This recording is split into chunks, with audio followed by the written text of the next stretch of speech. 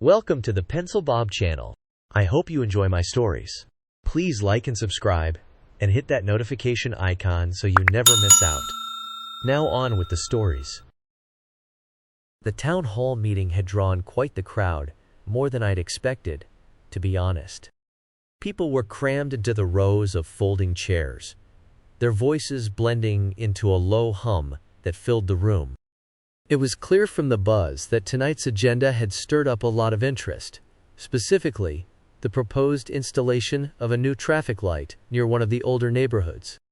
I had made sure to arrive early, grabbing a seat near the front so I wouldn't miss anything.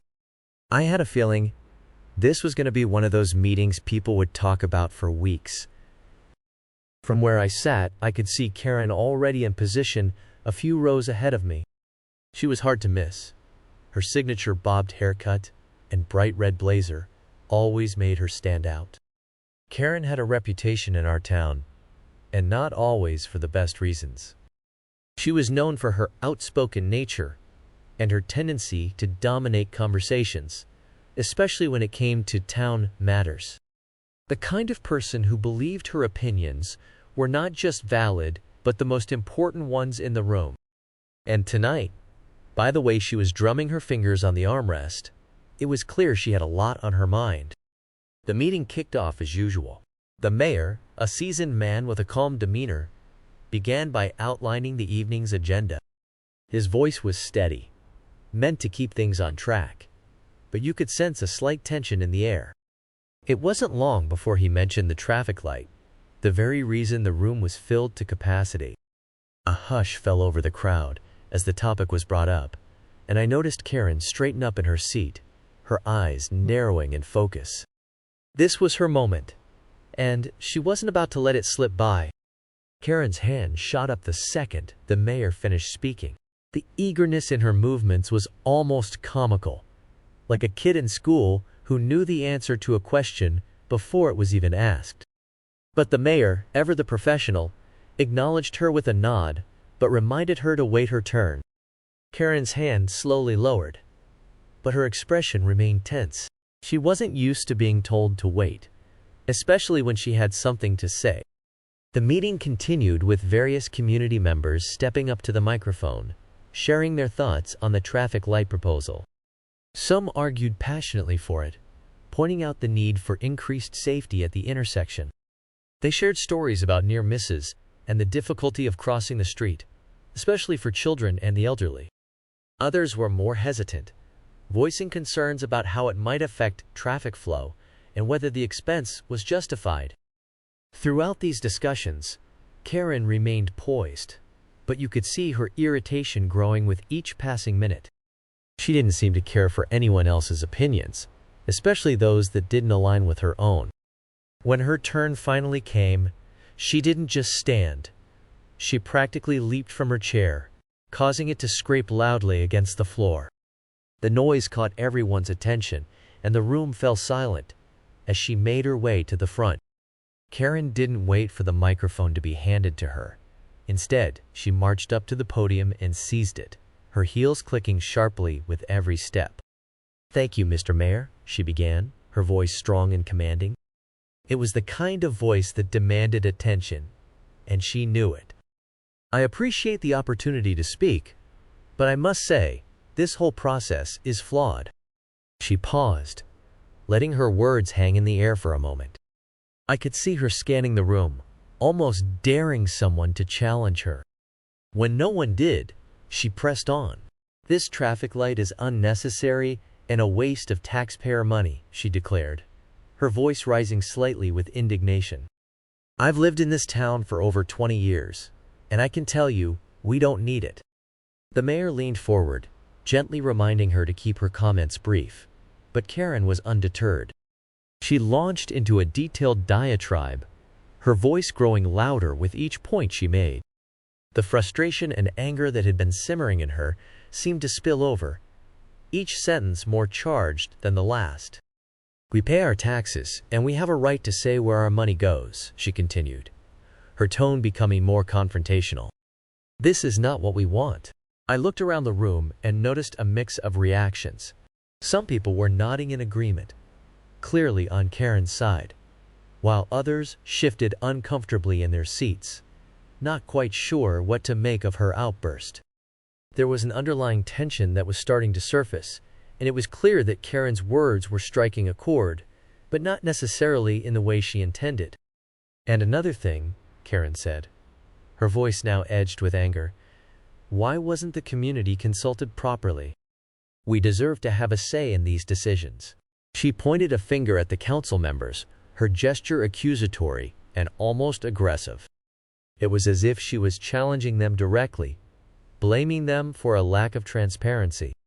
The mayor tried to step in, his voice calm but firm, as he attempted to steer the conversation back to a more civil tone. "Miss Karen, we appreciate your input, but please, let's keep this civil. We have a process to follow." But Karen wasn't interested in civility at this point. She stepped back from the podium, and to everyone's surprise, climbed onto it, clutching the microphone with both hands, as if it were the only thing keeping her grounded. Her voice boomed through the room, echoing off the walls as she continued her tirade.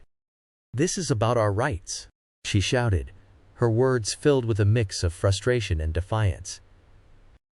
"We're the ones who live here, who deal with the traffic every day. We should be the ones deciding what's best for our community." The room was in shock. I could feel the tension escalating as Karen's voice grew louder, her words more frantic. The council members exchanged uneasy glances, clearly unsure of how to handle the situation. The atmosphere had shifted dramatically from the orderly discussion that had taken place just moments before. As Karen ranted on, her gestures became more animated, her arms flailing as she made her points. At one moment, she slammed her hand down on the podium, causing the microphone to wobble precariously. The mayor tried once more to intervene, his voice cutting through the chaos. "Miss Karen, please, let's not make this into something it doesn't need to be," he urged, his tone still measured despite the growing tension. But Karen was beyond reason. She was in full swing, her voice nearly a scream as she continued to rail against the council, the traffic light, and anything else that crossed her mind.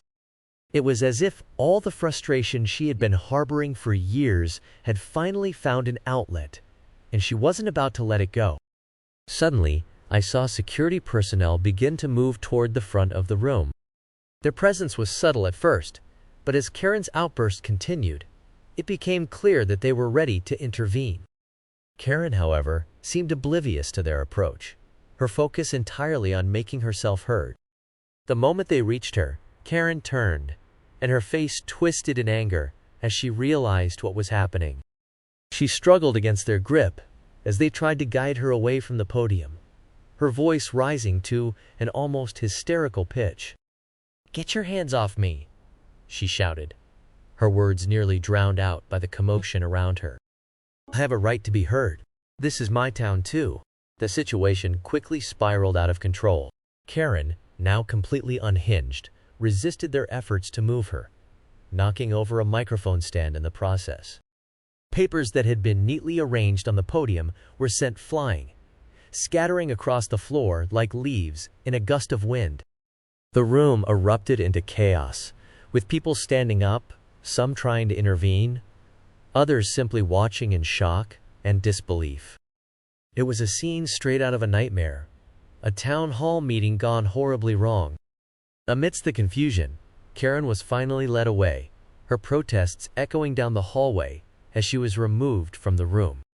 Even as she disappeared from sight, her voice lingered in the air, a haunting reminder of the chaos she had unleashed.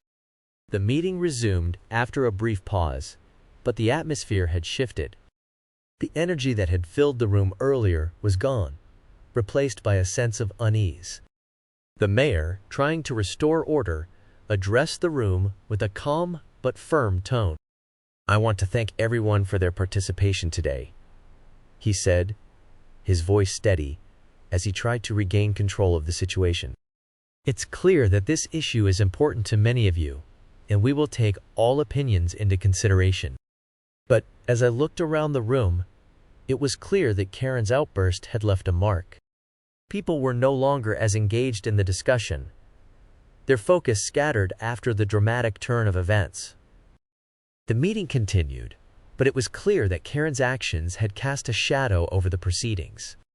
As the meeting drew to a close, I couldn't help but reflect on what had just happened. Karen had certainly made an impact, but not in the way she had intended. Instead of swaying opinions or rallying support for her cause, she had only managed to alienate herself further from the community she claimed to represent. Her actions had crossed a line, turning what could have been a meaningful debate into a spectacle of chaos. Walking out of the town hall, the cool night air hit me, a stark contrast to the heated atmosphere inside. I overheard snippets of conversation as people discussed what had just happened, their voices a mix of shock, amusement, and disbelief. Some were shaking their heads, clearly disapproving of Karen's behavior, while others seemed almost entertained by the drama. But as I made my way to my car, one thought lingered in my mind. Karen hadn't just failed to make her point, she had failed to recognize the consequences of her actions. Her passion had morphed into something more dangerous: obstinacy, a refusal to see beyond her own perspective. And in doing so, she had not only alienated herself from the community, but had also ensured that her voice would be taken less seriously in the future. The next day, I heard through the grapevine that Karen had spent the night in jail, facing charges of disorderly conduct and resisting arrest. The fines and community service that followed were hefty, but what struck me most was her reaction. Rather than showing any remorse or reflection, Karen seemed more convinced than ever that she was in the right. Her resolve had only hardened, her conviction growing stronger in the face of opposition. It was as if the events of the previous night had reinforced her belief that she was the lone voice of reason in a town that just didn't understand her.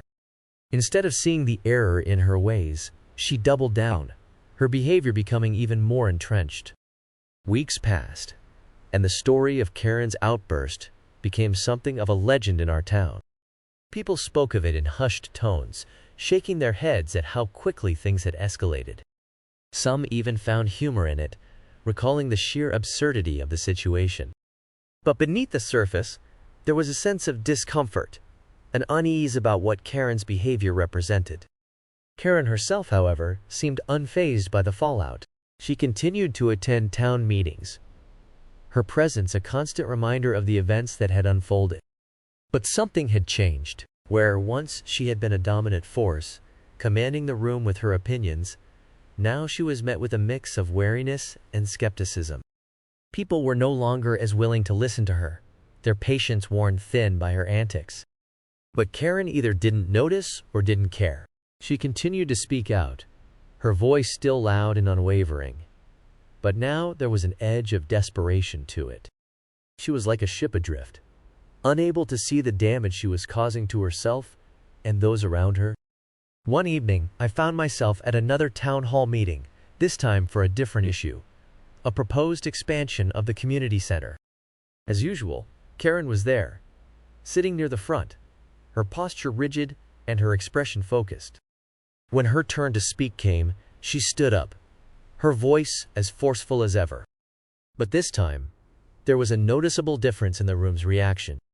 People listened, but there was a sense of detachment, a lack of engagement that hadn't been there before. Karen's words, once so impactful, now seemed to fall flat. The passion was still there, but the connection with her audience was gone. She had become a caricature of herself, her once powerful voice now a symbol of obstinacy and refusal to change. As the meeting progressed, I realized that Karen had learned nothing from her previous experience. If anything, she had become even more entrenched in her beliefs, her behavior growing more extreme with each passing meeting. It was as if she was locked in a battle with the world, a battle she was determined to win, even if it meant losing herself in the process. In the end, Karen's story became a powerful reminder in our town of how easily passion can evolve and how a strong sense of righteousness can lead to isolation. As I left the meeting that night, I couldn't help but wonder if Karen would ever recognize her situation, or if she was destined to remain in her own self-imposed exile, steadfast in her beliefs, while the world continued to move on around her.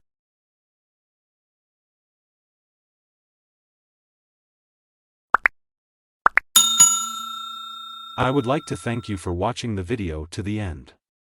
To encourage us to make more videos, please like, subscribe, comment, as well as share. Check out this other video if you haven't already.